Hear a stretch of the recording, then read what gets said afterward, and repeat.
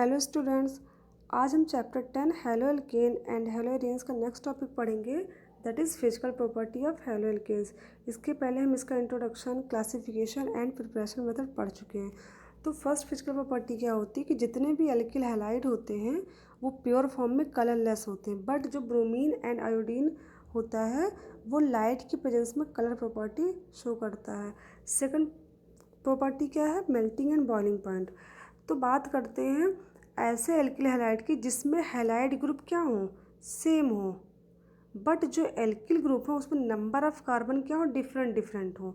यानी किसी में 1 हो, 2 हो, 3 हो, चाहे कुछ भी हो सकता है। मीन्स एल्किल हैलाइड ग्रुप जो है वो चेंज है, बट जो हेलोजन ग्रुप है वो अगर सेम हो तो ऐसे केस में बॉइलिंग पॉइंट किसका ज़्यादा होगा, किसका कम होगा।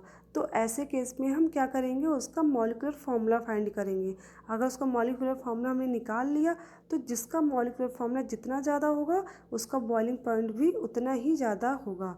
ठीक है। अब मॉलिक्यूलर फार्मूला निकालते कैसे हैं सबको पता ही होगा, फिर भी एक बार मैं बता देती हूँ कि मॉलिक्यूलर फार्मूला निकालते कैसे हैं। ये देखिए, तीनों एग्जांपल दिए, ब्यूटिल क्लोराइड भी दिया है, प्रोपिल क्लोराइड, आइथिल क्लोराइड। तीनों में जो एल्किल ग्रुप है वो तीनों में सेम है, क्लोराइड है, बट तीनों का जो एल्किल ग्रुप है वही डिफरेंट है। बस हमको बताना क्या है, तीनों का मॉलिक्यूलर मास निकाल देना है। तो हमको पता नंबर ऑफ कार्बन कितने? 4 हैं, तो 4 इंटू 12। 12 इसलिए लिखा क्योंकि एक कार्बन का मास 12 होता है, बट यहाँ पर 4 आइटम है तो 12 इंटू 4 प्लस 9। प्लस 9 का मतलब क्या है?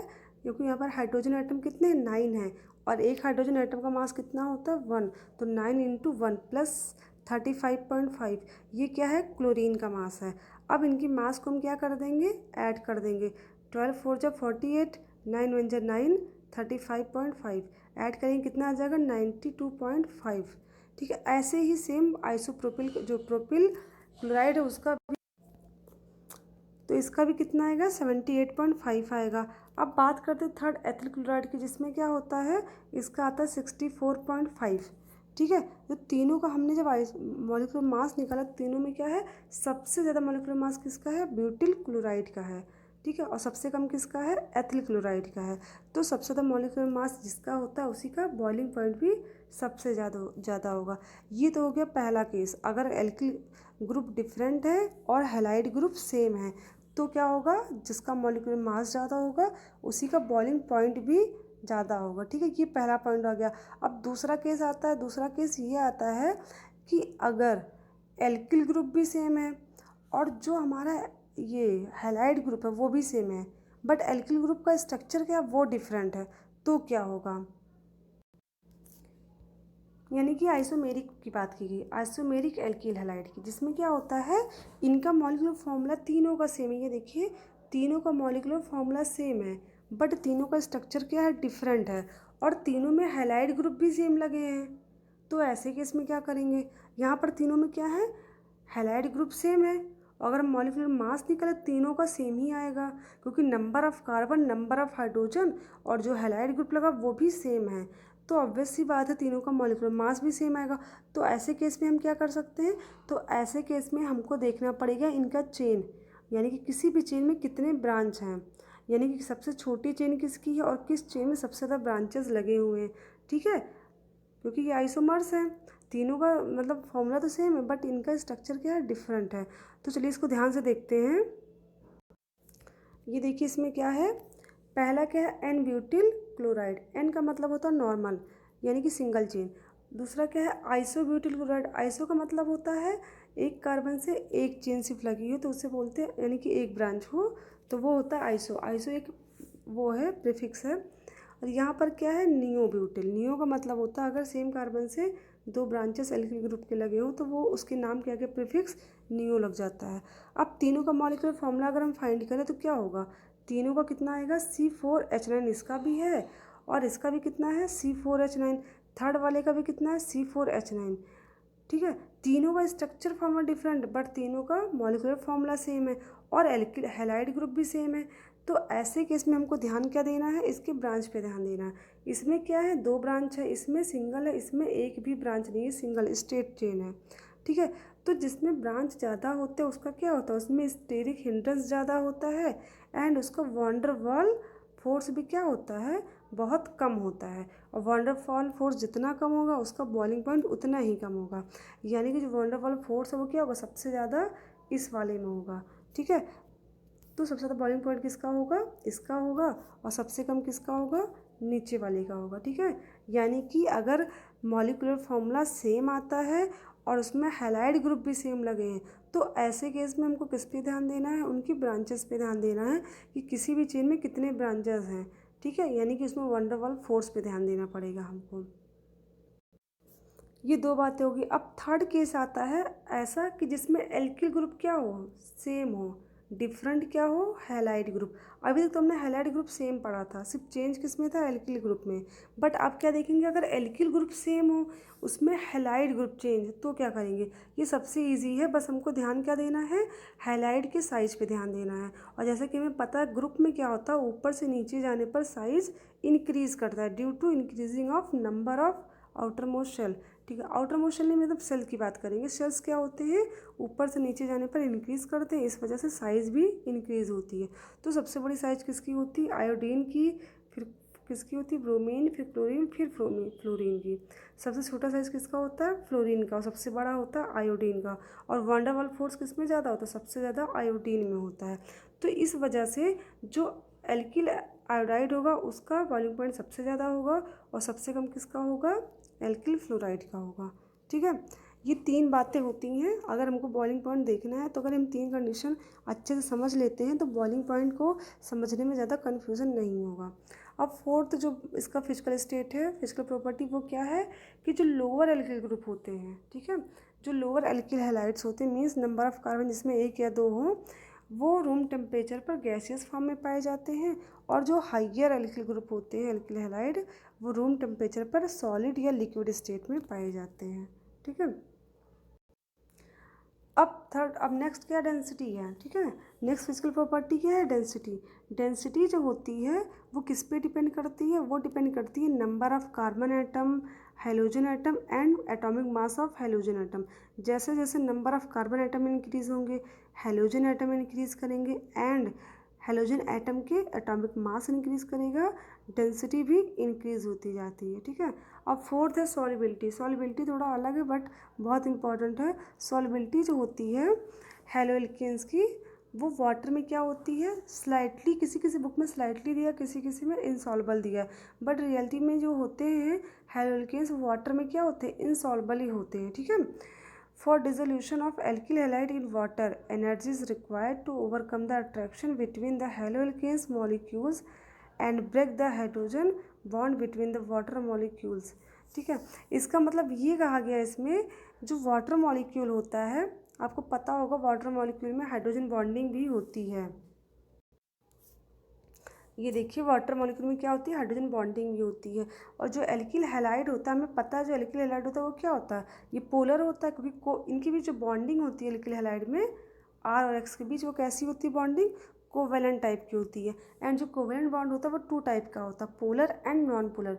ये बॉन्डिंग कैसी होती है, पोलर होती है। इसमें होता क्या है, ये जो आर होता है वो क्या होता है, वो थोड़ा इलेक्ट्रोपॉजिटिव होता है। तो इलेक्ट्रोपॉजिटिव होता है, इसके पास इलेक्ट्रॉन ज़्यादा होता है, तो क्या करता है, अपना इलेक्ट्रॉन इस इलेक्ट्रोनेगेटिव की तरफ शिफ्ट करता है। ठीक है, इधर की तरफ शिफ्ट करता है। तो इस वजह से एक्स पर पार्शली नेगेटिव चार्ज आ जाता है और आर पर पार्शली पॉजिटिव चार्ज आ जाता है। ठीक है, इस प्रकार से ये क्या करते हैं, पोलैरिटी शो करते हैं। बट जब इसको वाटर में डिज़ोल्व किया जाता है, जैसा कि हमको पता है कि जितने भी पोलर सॉल्वेंट होते हैं वो पोलर सॉल्वेंट यानी पोलर कंपाउंड होते हैं, वो पोलर सॉल्वेंट में डिज़ोल्व होते हैं। तो अगर आर एक्स पोलर सॉल्वेंट है तो इसको वाटर में क्या होना चाहिए, डिज़ोल्व होना चाहिए, क्योंकि वाटर भी कैसा होता है, पोलर सॉल्वेंट होता है ना।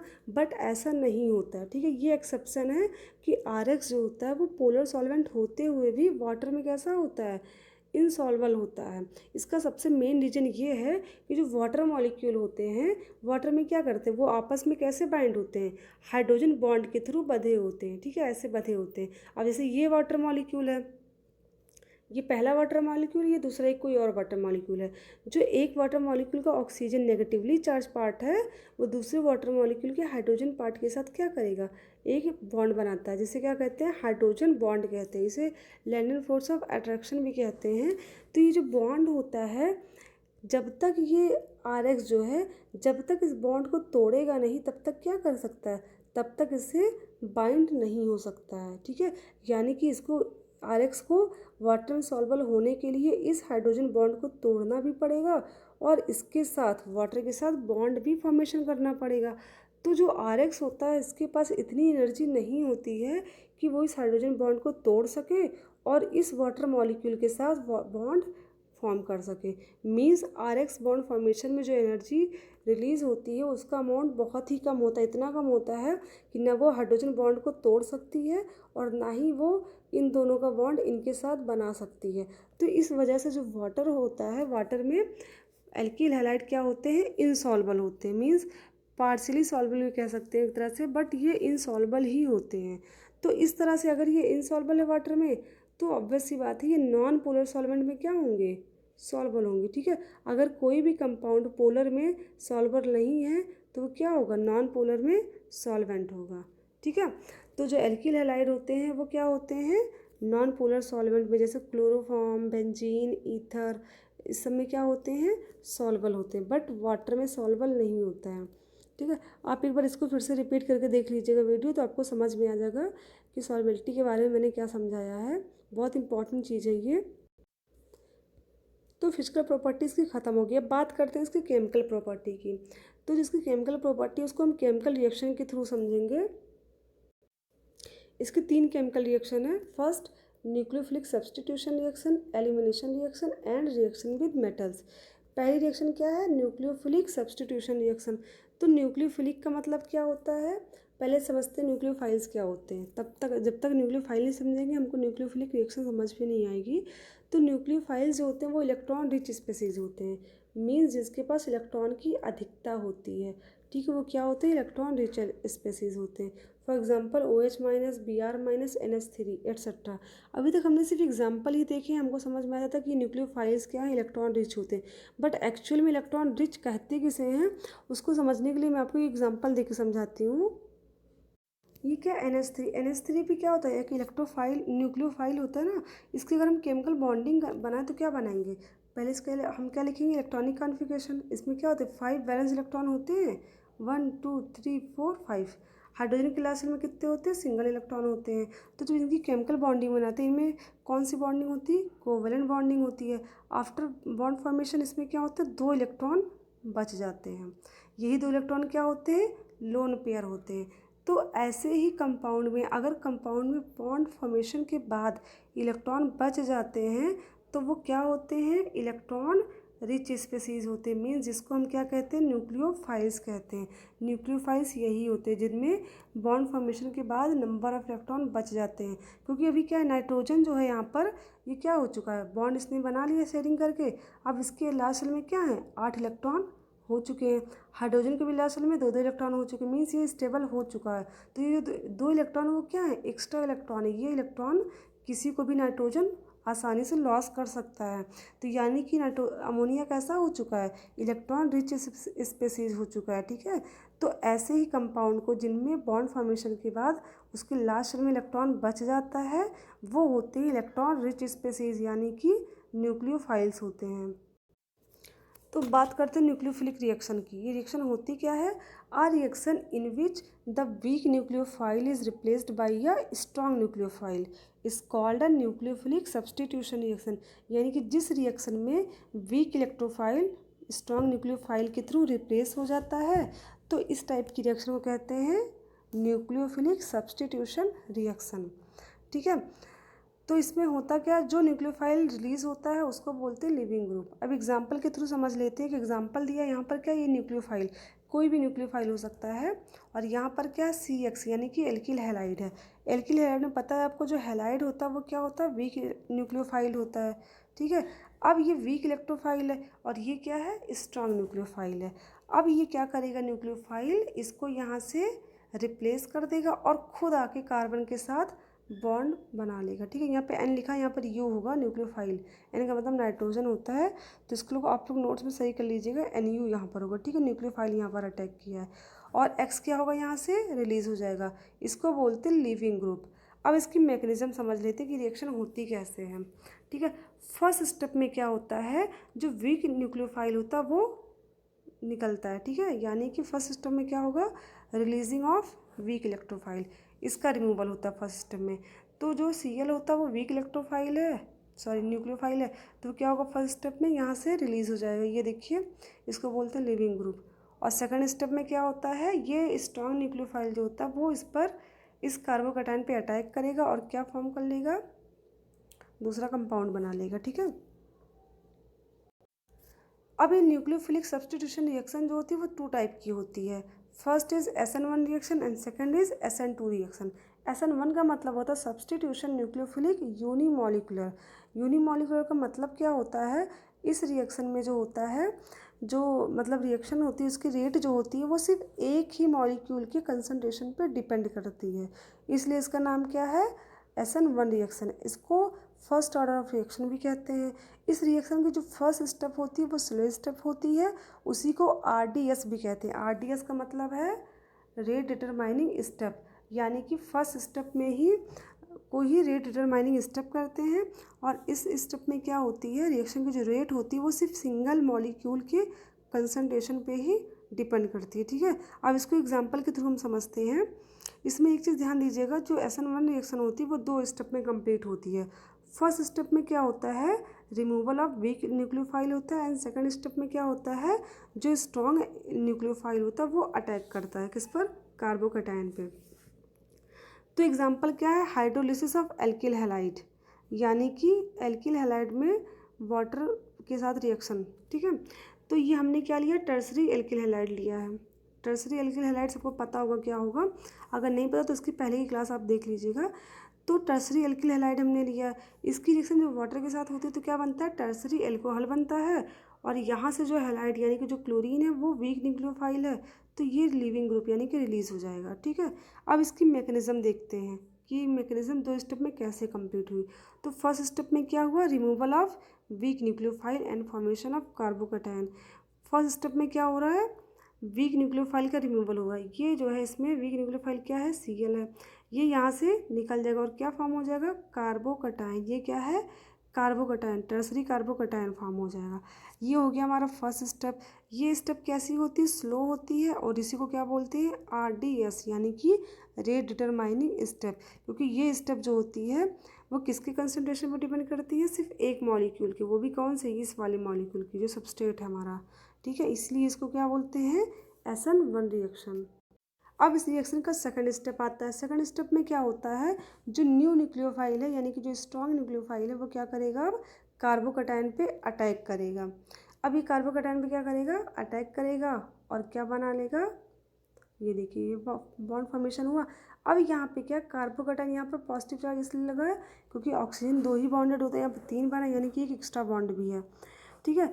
तो यहाँ पर क्या होगा, हाइड्रोजन जो होगा इस बॉन्ड से इलेक्ट्रॉन लेकर के यहाँ से रिलीज हो जाएगा, ठीक है, और क्या बन जाएगा, CH3 यानी कि टर्सरी एल्कोहल का फॉर्मेशन हो जाएगा, ये हमारा प्रोडक्ट है, ठीक है। अब देखते हैं reactivity of haloalkanes in SN1 reaction. SN1 reaction में हैलो एल्केन्स की रिएक्टिविटी कैसी होती है, इसको देखते हैं। The reactivity of an haloalkane in SN1 depends upon the stability of carbocation form, यानी कि SN1 रिएक्शन में जो हैलो एल्केन की स्टेबिलिटी होती है वो किस पे डिपेंड करती है, जो कार्बोकैटायन फॉर्म होता है उस पर डिपेंड करती है, यानी कार्बोकैटायन बना किस टाइप का है, प्राइमरी है, सेकेंडरी है, टर्सरी है, कैसा है। तो जो टर्सरी कार्बोकैटायन होता है वो क्या होता है, सबसे ज़्यादा स्टेबल होता है। अगर टर्सरी कार्बोकैटायन बन रहा है तो मीन्स वो हैलो एल्केन सबसे ज़्यादा स्टेबल होगा। क्यों, क्योंकि टर्सरी कार्बोकैटायन का जो होता है प्लस आई इफेक्ट बहुत ज़्यादा होता है। प्लस आई इफेक्ट का मतलब क्या होता है, प्लस आई इफेक्ट का मतलब ये होता है जितने मतलब उनके पास इलेक्ट्रॉन लॉस करने की टेंडेंसी ज़्यादा होती है, ठीक है। ये क्या होता है, इलेक्ट्रॉन डोनेटिंग ग्रुप होते हैं, ठीक है। Greater the number of alkyl group greater the dispersal of positive charge on carbocation, यानी कि एल्किल ग्रुप जितना ज़्यादा होगा कार्बोकैटायन में पॉजिटिव चार्ज उतना ही ज़्यादा होगा, और उस कार्बोकैटायन की स्टेबिलिटी भी क्या होगी, उतनी ही ज़्यादा होगी। टर्सरी में क्या होता है, एक ही कार्बन पर 3 एल्किल ग्रुप लगे होते हैं, तो मीन्स इसमें पॉजिटिव चार्ज उतना ही ज़्यादा होगा, ठीक है। तो क्या होता है, इस वजह से ये ज़्यादा स्टेबल होता है। और सेकंड वाले में क्या होता है, टर्सरी जो सेकेंडरी होता है इसमें सिर्फ 2 ही एल्किल ग्रुप होते हैं, और प्राइमरी में सिर्फ सिंगल होता है, तो ये वीक कटायन होता है और ये थोड़ा ज़्यादा होता है, बट ये सबसे ज़्यादा स्ट्रॉन्ग कार्बोकटायन होता है। तो जो हेलो एल्केन होता है सबसे स्टेबल, अगर हम बात करें प्रोडक्ट की, अगर टर्सरी हैलाइड है तो वो सबसे स्टेबल प्रोडक्ट बनेगा उसका, ठीक है।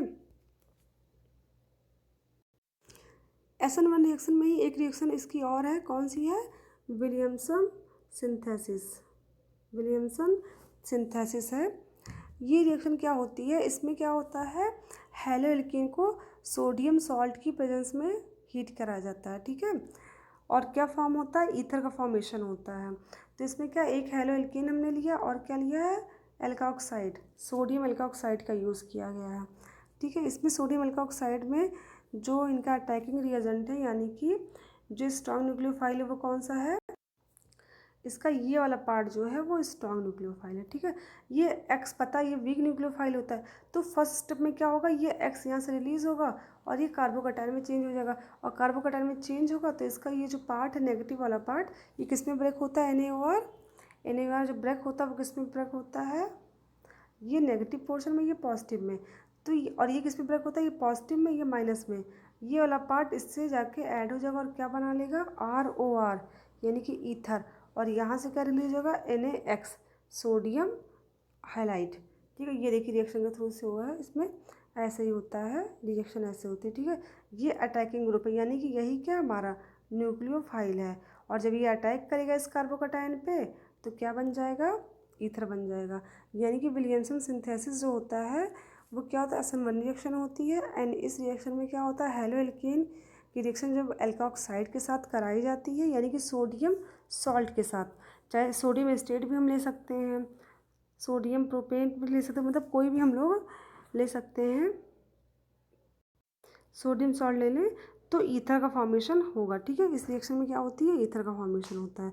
ये हो गई SN1 रिएक्शन। अब बात करते हैं सेकंड SN2 रिएक्शन की। 2 का मतलब यहाँ क्या है, बाई मॉलिक्यूल, यानी कि देखो 1 का मतलब था यूनी मॉलिक्यूल, यानी कि रिएक्शन के जो रेट का जो कंसंट्रेशन था वो 1 मॉलिक्यूल पे डिपेंड करता था, वो भी किस पे, सिर्फ सबस्ट्रेट पे। और इसमें क्या है, इसमें जो रिएक्शन की रेट है वो किस पे डिपेंड करेगी, वो 2 मॉलिक्यूल के कंसंट्रेशन पे डिपेंड करेगी, मीन्स दैट सबस्ट्रेट पे भी और न्यूक्लियोफाइल पे भी, यानी जो रिएक्टेंट है उस पर भी डिपेंड करती है और जो न्यूक्लियोफाइल अटैक करता है उसकी कंसंट्रेशन पे भी ये रिएक्शन डिपेंड करती है। तो इसलिए इसे क्या कहते हैं, SN2 रिएक्शन, यानी कि सेकंड ऑर्डर ऑफ रिएक्शन, ठीक है। ये रिएक्शन जो होती है सिर्फ सिंगल स्टेप में ही कंप्लीट हो जाती है। इसमें क्या होता है, रिएक्शन ये क्या है, हमारा एल्किल ग्रुप है और ये हमारा न्यूक्लियोफाइल है, ठीक है। अब पता है इसमें क्या होगा, L यहाँ से क्या हो जाएगा, हट जाएगा, लिविंग ग्रुप लीव हो जाएगा, यहाँ से हट जाएगा, और ये प्लस में पार्शली पॉजिटिव हो जाएगा और ये माइनस के फॉर्म में अलग हो जाएगा। और KOH में जो होता है इसका नेगेटिव पार्ट जो होता है OH, वो क्या करेगा, जा करके CH3 से अटैच हो जाएगा और क्या बना लेगा, मेथेनॉल, और यहाँ पर क्या बन जाएगा, KCl बन जाएगा, ठीक है। ये रिएक्शन सिर्फ एक ही स्टेप में कंप्लीट होती है, ठीक है, बट इसे कहते हैं क्या, SN2 reaction. SN1 reaction 2 step में कंप्लीट होती है एंड SN2 रिएक्शन सिर्फ 1 स्टेप में ही कंप्लीट हो जाती है, ठीक है। आई थिंक जितना मैंने बताया आपको समझ में आया होगा, अगर नहीं समझ में आया तो आप वीडियो रिपीट करके देख सकते हैं, ठीक है। बाकी चीज़ें हम कल पढ़ाएंगे, आपको कल बता देंगे। Thank you class.